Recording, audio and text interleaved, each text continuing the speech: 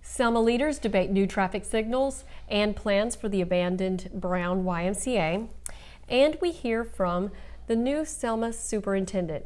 That and more in this week's edition of the Selma Sun Spotlight, Selma-Dallas County's only local newscast. I'm Cindy Fisher, publisher of the Selma Sun. And I'm Todd Prater, staff writer for the Selma Sun. Here's this week's top stories. It's up in the air whether or not Ward 3 will get the traffic signals Ward 3 Councilman Clay Carmichael wants to install in the district. The Selma City Council voted at its last meeting to allow Carmichael to use oil and gas discretionary funds to put up some vintage traffic signals in his district. But Selma Mayor James Perkins Jr. vetoed the vote, saying the council doesn't have the authority to install signals and it interferes with the operations because the signals had not been evaluated or approved by Public Works Department yet. The council tried to override the mayor's veto but failed to get the 2/3 of the council's votes. The council is researching if the veto by the mayor will stand and will address the issue at a later meeting. These older model signals were donated by the city of Gadsden, but there is a fee to restore them and install them at several intersections. These traffic signals match the current lights, which were built in the 1950s and 60s, but will be modernized with LED lights. The battle over what to do with the abandoned Brown YMCA building is heating up. The city council at its last meeting rejected a plan to buy the building on Mentor Street for $1 and turn it over to the Selma Housing Authority, saying that it would be too expensive to renovate after so many years of disrepair. The Edmondite Mission that's located next door to Brown YMCA has been trying to buy the building to tear it down and create an outside recreational area. But a group of concerned citizens want it to stay alive and say that they would work with the Housing Authority to restore the building as a publicly owned community center. The Housing Authority stipulates that they would only take the building after getting reports from an architect and an engineer that would say that it's actually worth renovating, but that could be at a cost of millions of dollars. It's unclear if the $1 deal is still on the table, considering the offer expired in 2016, so the city plans to follow up by talking to the YMCA about its desires for the building's future. Selma City Schools have a new superintendent, and we learned more about his plans for the district's future in a public interview shared on social media.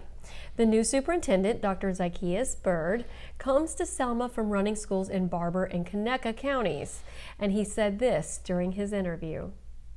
Is that I believe in using data to drive instruction. This has been the core of my beliefs for the past 7 years. We have to allow data to drive whatever we're doing as a district. And as we look to evaluate the strengths and the weaknesses of those programs, again, we have to look at the data and see exactly what works. I would actually meet with teachers, I would actually meet with administrators, and we would sit down and we would actually evaluate each program to see if that program is actually working and if it's actually benefiting our students. The new superintendent, Dr. Zacchaeus Bird, comes to Selma from running schools in Barber and Conecuh counties, and he says you have to be able to break down barriers that impede learning. Bird said both county systems were in serious trouble when he took the reins, but he says educators need to treat parents just like they are needed and gain parental support. He also excels at retaining good teachers that he does by giving bonuses based on improved student achievement. You can see the whole interview on the Selma City Schools Facebook page. The City of Selma has announced a round of Let's Talk Selma community meetings to be held this month and in August. According to the city statement, the meetings are intended for engagement and conversation that will allow an exchange of ideas between citizens and representatives from each department.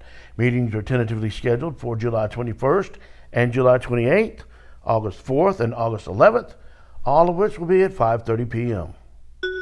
And the back-to-school sales tax holiday set up for July 15th through the 17th.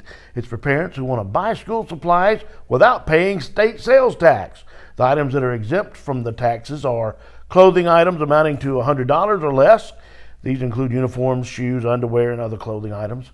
Some other items that are on the list are computers, software, various kinds of school supplies like pencils, pens, binders, and even paper.